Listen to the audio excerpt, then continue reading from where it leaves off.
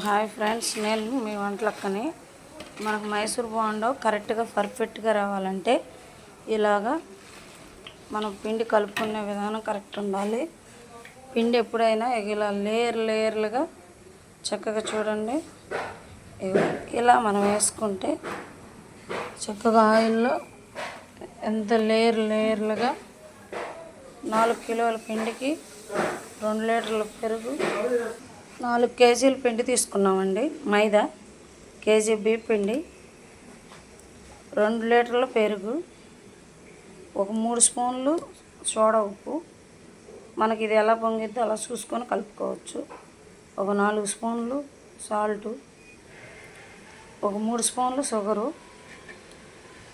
మనం కొంచెం జీలకర్ర, కొద్దిగా అల్లం ముక్కలు వేసుకొని బాగా 3-4 గంటలు నానబెట్టుకోవాలండి. ఇది చక్కగా నానితే మనకు బాగా లేయర్లుగా ఇలా మనం ఇలా బాగా ఎలా అంటే అసలు గిన్నెకేసి బాగా ఇలా చేత్తో రఫ్ చేయాలి పిండిని.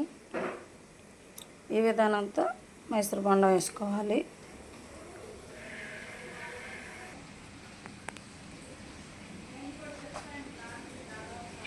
ఇలా ఈ 2 ఏళ్ల మధ్య నుంచి మనం మైసూర్ బోండా వేయాలి.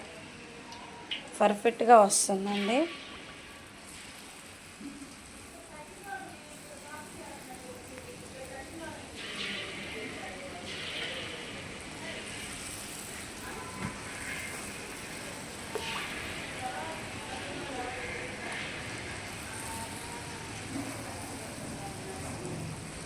కాకపోతే ఇలా వచ్చి ఉండాలి.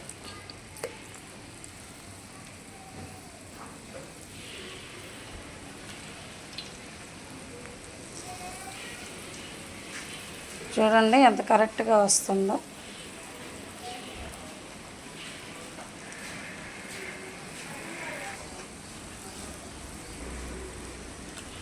ఇలా కరెక్ట్గా వేసుకుంటే మైసూర్ బోండా వస్తుందండి. ఈ విధానంతోనే వేయాలి బోండా. చూడండి ఎంత బెలూన్స్ లాగా ఎలా ఉప్పుతున్నాయో. మనం కలిపే విధానం, వేసే విధానం కూడా కరెక్ట్ ఉండాలి. మనం కొలతలు కూడా వేసుకునే విధానం కరెక్ట్ ఉండాలండి.